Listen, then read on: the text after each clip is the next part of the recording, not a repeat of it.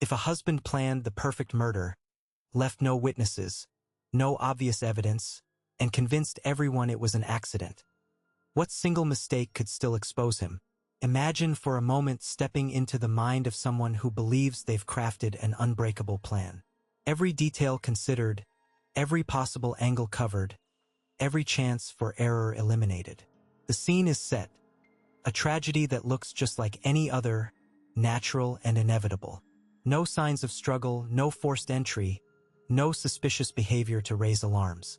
It's the kind of loss that invites sympathy rather than suspicion. Picture a couple whose life together seemed normal. No public conflicts, no history of violence, just an ordinary marriage. Then one day, the wife is found dead under circumstances that, on the surface, suggest nothing more than a tragic accident. Perhaps a fall, a sudden illness, or some other cause that doesn't scream foul play. The husband is devastated, a grieving partner who answers questions calmly, showing no signs of guilt or desperation. Investigators arrive, comb through the scene, interview neighbors and friends, and come up empty-handed. No witnesses saw anything out of the ordinary. No weapon was found. No forced entry. No sign of a struggle, no fingerprints or DNA evidence that doesn't belong. From the outside, it looks like a natural death. The kind of case that police close quickly, chalking it up to unfortunate circumstances. The husband's story is consistent and unshaken. He offers plausible explanations, and since there's nothing to contradict him, the investigation stalls. It seems like an open-and-shut case, a sad story with no mystery. The grieving husband fades into the background, a man who lost his wife, nothing more. But beneath this calm surface lies something else entirely. What the investigators don't see initially is how carefully every aspect of the event was orchestrated. This wasn't a spur-of-the-moment act born from rage or passion. It was a meticulously planned sequence designed to avoid suspicion, to make the death appear as natural and inevitable as possible. Every step was calculated, every detail accounted for, with the goal of creating a perfect crime. For a while, the plan works flawlessly. The husband's grief seems genuine, the evidence absent or inconclusive, the case closed in the minds of those who should know better. Yet, perfect crimes rarely unravel because of dramatic blunders or emotional outbursts. Instead, it's often something small, something so routine and easy to dismiss, that ends up being the thread that unravels the entire tapestry. This overlooked detail doesn't shout for attention. It doesn't scream guilt. It quietly contradicts the story, a subtle inconsistency buried deep in the everyday, something investigators never thought to question. It's not a result of panic, confession, or a mistake made in haste. It's simply one small thing, unnoticed and ignored, that ultimately brings the whole carefully constructed deception crashing down. Before we dive deeper, it's important to pause and reflect on what makes this story stand apart from the typical tales you might expect. This isn't about loud, chaotic violence or shocking twists designed to jolt you awake. Instead, it's a story of subtlety, of meticulous planning, razor-sharp precision, and the way a seemingly flawless crime can unravel because of one tiny, almost invisible detail. It's a reminder that not every crime's downfall is rooted in high drama. Sometimes, the smallest contradiction quietly holds the key to the truth. If you're someone who appreciates cases where logic, patience, and careful investigation take center stage over sensationalism, you're in the right place. This story values the power of observation and the slow, methodical peeling away of layers until what once looked perfect is exposed for what it really is.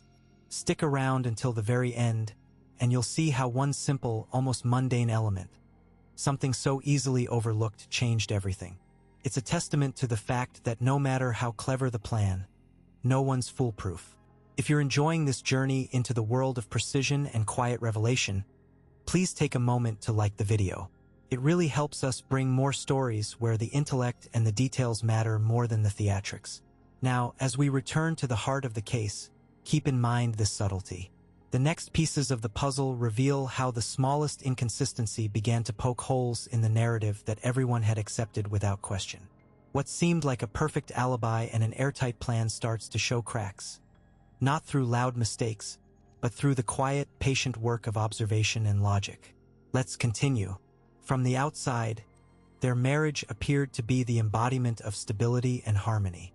Neighbors often remarked on the couple's warm smiles during casual greetings and the way they seemed perfectly in sync during community gatherings. Their social media profiles, carefully curated but unremarkable, showed nothing but shared vacations, family dinners, and the occasional cozy snapshot on a lazy Sunday afternoon. To anyone observing from a distance, there was no hint of discord or tension, only the reassuring image of a devoted partnership. Their daily routine was as predictable as clockwork, reinforcing this image further. Mornings began quietly, with coffee brewed in tandem and a brief exchange of pleasantries over the kitchen table. He left early for work, briefcase in hand, while she stayed behind tending to household chores or running errands. Evenings were reserved for simple, shared dinners and the occasional movie night, rituals that had become their unspoken glue. Weekends were spent on small, domestic projects or visiting close friends and family, never straying from the familiar and comfortable patterns they had established over the years. What stood out most was the absence of any public conflict. Unlike many couples who might air grievances in subtle ways, raised voices overheard by neighbors, curt exchanges at social events, this couple maintained a veneer of calm that seemed unbreakable. There were no whispered arguments, no visible signs of tension or frustration. This absence of discord was not just noticeable. It was remarkable, and it lent an almost unshakable credibility to the husband's version of events. There had never been a single report of violence, nor any accusations or complaints filed against either party. Friends and acquaintances spoke of them in terms that suggested mutual respect and affection. In social circles, they were seen as a model couple, the kind others might look up to when considering the dynamics of a successful marriage. This spotless record was crucial. It created a perception of trustworthiness that was difficult to challenge. This carefully maintained normality played a pivotal role in sustaining the husband's narrative after the crime came to light. Because no one had any reason to suspect underlying problems, his portrayal of the marriage as a loving, stable union was accepted with little skepticism. The community's collective trust became an invisible shield, insulating him from suspicion and helping to forge an alibi that seemed airtight. The consistency of their outward life made it easier for him to weave a story that fit seamlessly into the fabric of everyday normalcy. The power of this normality lies not just in what was shown, but in what was hidden beneath the surface. By presenting an image so flawless and untroubled, the husband created a foundation of credibility that was difficult to dismantle. It was this foundation that, at first, allowed the illusion of innocence to flourish, masking the subtle cracks that would only later reveal themselves through meticulous scrutiny. In the end, the unremarkable rhythms of their daily life became the perfect cover, setting the stage for a deception that relied entirely on the trust earned through apparent normalcy. Beneath the surface of this seemingly ordinary existence lay a motive carefully concealed, one that, while genuine, was so mundane and unremarkable that it never triggered suspicion. The husband's actions were not driven by sudden passion or violent impulse, but by a quiet, calculated desire for control and freedom, intertwined with the pursuit of financial stability. These desires, individually modest, combined to form a motive that was both real and rational, yet entirely invisible to those around them. The financial aspect was subtle, not an extravagant sum or a desperate need, but a steady, incremental gain that promised long-term security. The husband's position within the household and social context allowed him access to resources that, if redirected quietly, could enhance his personal comfort without attracting attention. This was not about instant wealth, but about ensuring a comfortable, untroubled future. Because the amounts involved were neither large nor sudden, they failed to raise any alarms. Friends, neighbors, and even family members never saw signs of financial strain or sudden enrichment. Everything appeared consistent with their lifestyle. Control played an equally important role, though it was far less tangible. It was about dominance over the narrative of their lives, the ability to dictate terms without challenge, and the subtle power that comes with being the invisible hand guiding events behind the scenes. In a relationship that outwardly resembled harmony, this control was a quiet assertion of authority, a way to maintain order while avoiding open conflict. It was a motive that thrived in invisibility, too delicate to provoke confrontation but strong enough to compel decisive action. Freedom was the most elusive but critical element. Not freedom in the dramatic sense of escape, but a liberation from constraints, emotional, social, or psychological, that had quietly accumulated over time. The husband's need to reclaim autonomy was never voiced or dramatized. It was a private, internal struggle. The crime, then, was a means to an end, an effort to reset the scales, to carve out space for personal reinvention within a life that had become claustrophobic in its predictability. What made this motive so effective was precisely its ordinariness. None of these elements, money, control, freedom, were extraordinary in themselves. They were everyday desires, shared by many, often pursued through common, socially acceptable means. This ordinariness ensured the motive did not stand out. To outsiders, the husband was a man living a typical life, managing routine responsibilities without visible conflict or drama. The subtlety of the motive meant that no one thought to look deeper. The surface was polished, the facade seamless. Even when the crime eventually came to light, the motive did not immediately resonate as something compelling or sinister. It lacked the dramatic flair that usually draws attention and suspicion. Instead, it emerged as a quiet logic, an explanation that made sense only in hindsight, when all pieces were assembled and the pattern became clear. In this way, the motive's very nature contributed to the initial success of the deception, allowing the husband to operate under the radar, confident that the apparent normalcy of his life would shield him from scrutiny. Ultimately, this hidden motive was a quiet force, a blend of practical needs and personal desires that, while insufficient to raise eyebrows on its own, formed the backbone of a crime that was both logical and, paradoxically, invisible. It was a reminder that sometimes the most effective motives are not the loudest or most sensational, but those that hide in the everyday, blending seamlessly into the background of life. The meticulous planning began long before any action was taken, rooted in a profound understanding that haste breeds mistakes. Time was the greatest ally, allowing every detail to be considered, every possibility anticipated. The intention was never to shock or provoke, but to craft an ending that would slip unnoticed into the fabric of ordinary events. This was not a crime of passion but one of precision, where patience and subtlety dictated every move. Choosing the method was paramount. It had to be something that left no visible violence. No bruises, no wounds, no signs that would immediately raise suspicion. The idea was to select a cause that could naturally mimic a common, unremarkable demise. After much deliberation, the method settled upon was one that could induce a sudden yet plausible medical episode, something that would not demand forensic scrutiny beyond what a routine postmortem might reveal. This choice was deliberate, calculated to avoid any overt marks or chemical traces that might trigger alarm. Avoiding immediate traces or clues went hand in hand with the method. The environment was carefully controlled, ensuring no fingerprints, no unusual substances, no foreign objects that could be linked back. It was essential that the scene appeared untouched by human intervention, as if fate itself had dealt the final blow. Every element, from the timing to the location, was aligned to reinforce this illusion. The goal was to prevent any initial cause for investigation, to make the death appear as the result of an unavoidable event rather than something orchestrated. The narrative constructed around the incident was as important as the act itself. The death was framed in a way that would resonate with natural causes. It could be mistaken for a sudden medical emergency, perhaps a heart attack or stroke, or even an accident that was unfortunate but inevitable. These explanations were chosen because they fit seamlessly into everyday life, common enough that no one would question their validity.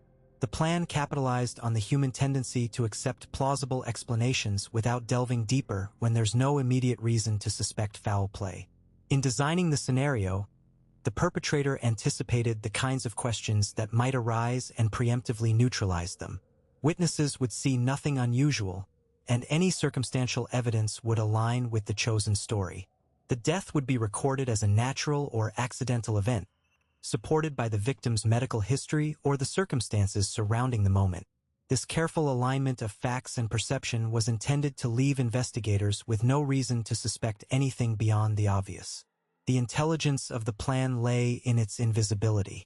It was not about outsmarting technology or forensic expertise with complexity, but about creating a narrative so believable that further scrutiny would seem unnecessary. By avoiding sensational elements and focusing on the mundane, the crime blended into the backdrop of everyday tragedies. This subtlety was its strength, making the act almost undetectable, a ghost in the annals of what could have been an ordinary death. Ultimately, this approach reflected a deep understanding of human nature and the workings of investigative processes. It acknowledged that the most effective concealment is not through elaborate deception but through simplicity and plausibility. The plan was designed to leverage assumptions, to exploit the gaps where suspicion is least likely to arise. In doing so, it demonstrated a chilling kind of brilliance, a reminder that sometimes the most intelligent crimes are those that never appear as crimes at all. The house was enveloped in an almost eerie stillness that night, the kind of calm that can either signify peace or quietly foreshadow the unfolding of something much darker. The husband moved through the rooms with deliberate ease, his demeanor measured and composed. There was no frantic energy, no hurried movements, just a steady, controlled rhythm that suggested everything was proceeding exactly as planned. He made his way to the study, where the faint glow of a desk lamp cast long shadows across the polished wood. With practiced precision, he arranged the documents and personal effects to appear untouched, as if the space were simply awaiting his return after a routine day. The subtlety of his actions was crucial. He understood that any sign of disruption could unravel the entire facade. His calmness was not born of innocence but of calculated confidence, a shield crafted to deflect any lingering doubts. Throughout the evening, no unexpected noises penetrated the quiet. The household maintained an almost unnatural tranquility. The absence of chaos was the plan's greatest ally. No alarms, no raised voices, no hurried footsteps. Any disturbance might have invited unwelcome attention, but instead, the atmosphere was so ordinary it might have lulled a stranger into believing it was just another mundane night. At one point, the husband paused by the window, gazing out into the dark yard where shadows melded into the night. His expression remained unreadable, neither tense nor relaxed, embodying a man who had rehearsed this moment countless times in his mind. There was no hint of hesitation, no sign of remorse, only the unsettling serenity of someone who believed himself untouchable. The meticulous nature of his behavior extended to the smallest details. He checked the locks on the doors, ensured the lighting was subdued but adequate, and even adjusted the thermostat to a comfortable setting. Every action was designed to leave no trace of abnormality, to preserve an image of domestic normalcy that would withstand scrutiny. In his mind, the evening was a flawless execution, a seamless blend of routine and deception. No errors marred the night's progression. Every step aligned perfectly with the carefully crafted narrative he intended to present. The timing was precise, the environment controlled, and the demeanor impeccable. It was as if the night itself conspired to provide him with a cloak of invisibility, a momentary reprieve in which his intentions could remain hidden beneath layers of normalcy. By the time the clock edged toward midnight, the husband returned to his chair in the living room, adopting the posture of a man winding down after a long day. His calm exterior was unshaken, and the house remained undisturbed. To any observer, it was just another quiet night, unremarkable and free from suspicion. This outward tranquility was the perfect mask, concealing the dark reality beneath. In that stillness, the plan seemed to have unfolded without flaw, a testament to the power of simplicity and the art of blending in. The night offered no clues, no missteps, only the illusion of total success. Yet, beneath the surface of that calm, a tension lingered, subtle and unseen, hinting that even the most carefully laid plans might one day unravel. For now, though, the husband's composed silence spoke volumes.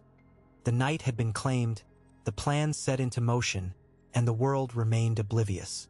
From the very outset, investigators approached the scene with a methodical precision born from experience, yet their focus remained diverted from the husband. The initial report painted a picture of tragedy without clear motive, and the husband's demeanor, far from the frantic or erratic behavior often associated with suspects, was marked by a calm that seemed almost rehearsed but convincing nonetheless. His composed presence during interviews, coupled with the absence of any overt signs of distress, set a tone that subtly reassured the detectives. This was a grieving spouse, not a perpetrator. His alibi appeared airtight at first glance. According to his own account, he had been at a nearby cafe, catching up on work emails and making a few calls. Activities corroborated by time-stamped phone records and the testimony of a barista who remembered a quiet customer engrossed in his laptop. Moreover, neighbors reported hearing no unusual noises or arguments from the residents during the critical time frame, and no one could place the husband near the scene at the moment the incident must have occurred. This consistency between his story and the external evidence created a narrative that aligned seamlessly, reinforcing his apparent innocence. Behaviorally, he exhibited what many considered textbook grieving. His interactions with friends and family were measured and consistent, devoid of the classic red flags investigators often look for in criminal cases such as sudden mood swings or contradictory statements. In fact, his predictable routine in the days following the incident, checking in with friends, attending memorial services, and maintaining regular contact with colleagues, further anchored the perception that he was a man shattered by loss, not a man concealing guilt. Physical evidence, or rather the lack thereof, played a pivotal role in disarming suspicion. No fingerprints linked him to any weapon. No traces of forced entry suggested a struggle involving him, and forensic analysis of the scene did not implicate him directly. Investigators found no digital footprints, no searches or messages that hinted at premeditation or malice. The crime scene itself told a story that seemed to exclude him, presenting an enigma that pointed elsewhere. In addition, the husband's proactive cooperation with law enforcement enhanced his credibility. He readily provided access to his phone, computer, and personal spaces, inviting scrutiny rather than deflecting it. This openness stood in stark contrast to the evasiveness often seen in guilty parties. Investigators, sensitive to such behavioral cues, found themselves reassured by his transparency. Even subtle interactions during questioning, his steady eye contact, measured responses, and willingness to elaborate where necessary, served to reinforce the impression that he had nothing to hide. This carefully constructed facade was no accident. Every element, from the alibi to the demeanor, was meticulously calibrated to withstand the initial onslaught of investigative scrutiny. The husband's understanding of investigative procedures, whether through experience or insight, allowed him to craft a narrative that fit perfectly within the expectations of law enforcement. It was a plan designed to exploit the human tendency to seek clear, straightforward explanations and to trust outward appearances.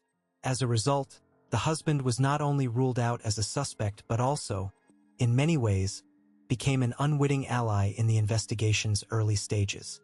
His apparent cooperation and the absence of incriminating evidence diverted attention toward other leads, allowing the investigation to move forward without the shadow of suspicion falling on him. In this phase, the illusion of innocence was complete, the deception nearly flawless. The plan had worked, at least for now. Weeks turned into months, and the once relentless pace of the investigation steadily slowed. The initial urgency that had gripped the police department gradually faded as leads dried up and no new evidence surfaced. The crime scene had been meticulously examined, witnesses repeatedly interviewed, and forensic tests run multiple times, yet nothing substantial emerged to break the case open. Without fresh clues or breakthroughs, the case began to lose its prominence within the department, overshadowed by newer, more pressing matters demanding immediate attention. As time passed, the husband's life drifted back toward normalcy, or at least the semblance of it. He resumed his daily routines with a quiet confidence, buoyed by the knowledge that suspicion no longer hovered over him. The absence of arrests or accusations reinforced his belief that he had successfully escaped scrutiny. Each day without a new development read like a reassurance, a silent confirmation that his secret remained buried beneath layers of careful planning and misdirection. The investigators, constrained by the lack of progress, gradually relegated the case to the back burner. Their reports became more perfunctory, their meetings briefer. While the case was never officially closed, it settled into a state of limbo, a cold file gathering dust, marked unsolved but largely forgotten. For the husband, This lull brought a dangerous sense of relief, a deceptive peace that lulled him into thinking the worst was behind him. The crime that had once consumed his world now seemed like a distant memory, unlikely to resurface. Yet beneath this apparent closure, an unsettling tension lingered.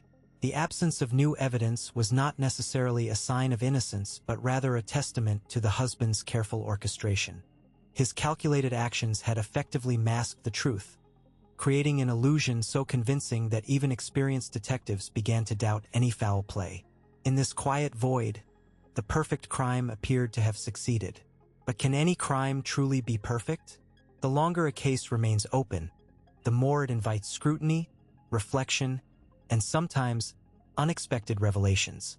What looks like finality may only be the calm before a storm, the pause preceding a breakthrough. At this crossroads, it is worth asking, did the husband's plan truly escape the long arm of justice? Or was this just the surface of a deeper, unfolding story? Take a moment to consider the nature of this case up to now. Does it seem like the crime was executed flawlessly? Or might there be cracks waiting to be uncovered? Sometimes, the most convincing facades conceal the most profound vulnerabilities. In the quiet rhythm of his daily routine, there was one detail he never paused to consider. A small, almost trivial act that had become so ingrained it barely registered in his mind. Each morning, without fail, he would pour his coffee into the same chipped mug, set it down on the edge of the kitchen counter, and walk away. No thought lingered on the mug's placement or the faint ring it left on the wood. It was a habit as natural as breathing, a seemingly insignificant gesture that blended seamlessly into the background of his day. This action, so minor and unremarkable, was never meant to attract attention. In the grand scheme of his carefully orchestrated plan, it was nothing more than a routine convenience, an automatic motion that required no conscious effort. After all, why waste mental energy on something so mundane? The mug had been there for years, and no harm had ever come from it. He told himself that small details like this were irrelevant, easily dismissed in the face of more pressing concerns. The larger scheme was airtight, he believed, with every move calculated to perfection. One chipped mug, left on the counter, was hardly a thread worth pulling. His focus had been elsewhere, locked on the broader picture, the grand design that had consumed his every thought. The meticulous steps to cover his tracks, the alibis carefully constructed, the silences maintained, all of it demanded his full attention. In that context, the mug was nothing more than a prop, a background element with no bearing on the outcome. It was so ordinary, so routine, that it simply did not register as a potential flaw. Even when friends and acquaintances visited, they never remarked on the little details of his home. The chipped mug was invisible, just another household item lost in the mundanity of everyday life. He never thought anyone would consider it noteworthy, let alone suspicious. It was easy to ignore because, on the surface, it posed no threat. No one could have guessed that such a small, habitual act could quietly harbor consequences. Yet, beneath the calm exterior, that unnoticed choice was quietly weaving its own narrative. The mug remained in place, unchanged day after day, a silent witness to events unfolding around it. There was no immediate sign that its position or presence mattered. No sudden alarm, no glaring inconsistency, just a faint ring on the counter, slowly darkening with each use. He never stopped to ask why he always chose that mug or why it always rested in the same spot. It was a question he never entertained, dismissing it as irrelevant. The mug was a constant, comforting in its familiarity. It never occurred to him that such constants could become vulnerabilities, or that someone else might notice what he overlooked. The seemingly harmless habit, so deeply embedded in his routine, would linger long after the rest had moved on. For now, this small detail remained hidden, overshadowed by the larger picture he so carefully controlled. Its impact was not immediate. There were no sudden repercussions or dramatic revelations. Instead, it lingered quietly, a subtle imperfection in an otherwise flawless veneer. The true weight of that overlooked habit was yet to be revealed, its significance patiently awaiting the moment when it could no longer be ignored. Days turned into nights as the investigators meticulously revisited every fragment of evidence, driven by an unshakable instinct that something, however insignificant it appeared, was out of place. The small detail, once dismissed as trivial, began to nag at their collective conscience. A whisper growing louder amidst the cacophony of seemingly perfect alibis and airtight timelines. It was a minor inconsistency, a slight deviation in a timestamp recorded on a digital device, that first triggered their suspicion. At first glance, the data seemed to align flawlessly with the suspect's carefully constructed narrative. But when cross-referenced with independent sources, surveillance footage from a neighboring building, GPS logs from a third party, and even timestamped social media posts, the pattern began to unravel. This discrepancy wasn't glaring. It was subtle, buried beneath layers of deliberate misdirection. The team painstakingly compared every available piece of information, each comparison peeling back another layer of the suspect's story. What initially appeared as a seamless timeline fractured under scrutiny. The suspect claimed to have been in one location at a specific time, yet the digital footprints indicated a presence elsewhere, a mere 5 minutes apart but enough to cast doubt. That 5-minute gap, so insignificant to the untrained eye, became the fulcrum upon which the entire case pivoted. As the investigators dug deeper, the suspect's carefully choreographed plan grew increasingly fragile. The narrative that had once seemed impenetrable now showed cracks where none had existed before. The logic behind the suspect's movements, the synchronization of alibis, and the consistency of communication all stumbled when forced to account for that minute inconsistency. It was as if a single thread had been pulled from a tightly woven tapestry, causing the whole fabric to begin unraveling. The plan, once heralded as the epitome of precision, was no longer perfect. Instead, it revealed the telltale signs of human error, an overlooked habit, a momentary lapse in attention, or perhaps a subconscious action that escaped the suspect's control. The investigators' persistence paid off when they discovered subtle behavioral patterns that reinforced this finding. The suspect had a routine, a subconscious tendency to check a phone at a specific interval, which conflicted with the official timeline provided.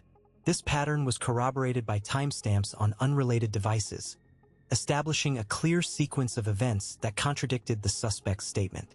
The logic was irrefutable. The suspect could not have been where they claimed to be at the exact time stated. That small inconsistency became the domino that toppled the entire narrative, forcing a reevaluation of every other element in the case. With the foundation of the suspect's story destabilized, the team reassessed the motives and opportunities that had been previously dismissed. The flawless alibi, the impeccable timing, and the supposedly airtight evidence now appeared as a carefully crafted illusion. The perfect crime, once celebrated in hushed tones among those who admired cunning and precision, was exposed as a house of cards. The unraveling was methodical, driven not by dramatic confessions or explosive revelations, but by the patient, logical dismantling of every claim through rigorous analysis. In the end, the investigators found satisfaction not only in the breakthrough itself but in the process that led them there. The truth emerged from the shadows, illuminated by the unwavering application of logic and the refusal to accept appearances at face value. That overlooked detail, once invisible, had changed everything, not by force, but by the steady, relentless pursuit of consistency. The plan was no longer perfect, and justice, long delayed, was finally within reach. For a long time, the husband's plan had worked flawlessly. Every alibi checked out, every story aligned, and no emotional slip or external tip ever disrupted the carefully constructed facade. There was no confession born of panic, no whispered betrayal from a remorseful accomplice, just silence and precision. It's exactly this quiet success that made the eventual collapse so striking. The crime almost succeeded because it wasn't undone by dramatic mistakes or impulsive errors. It unraveled because of a single, simple detail that was never questioned. This small, almost invisible inconsistency was overlooked due to sheer confidence in the plan's perfection. It was a routine action, something so mundane that it faded into the background and escaped scrutiny. But once investigators focused on that one point, everything they had accepted suddenly needed re-examination. This detail forced a shift in perspective, revealing cracks in the narrative that had seemed impenetrable. The husband's story, once airtight, began to unravel quietly, methodically, until the truth was undeniable. What's unsettling here is not that the crime failed, but how it failed. It wasn't a loud collapse fueled by panic or confession. It was a subtle failure born from the neglect of routine vigilance. Perfect crimes don't collapse because of grand mistakes. They fall apart because of the small routines we take for granted. A forgotten routine, an unchecked assumption, a simple habit left unexamined.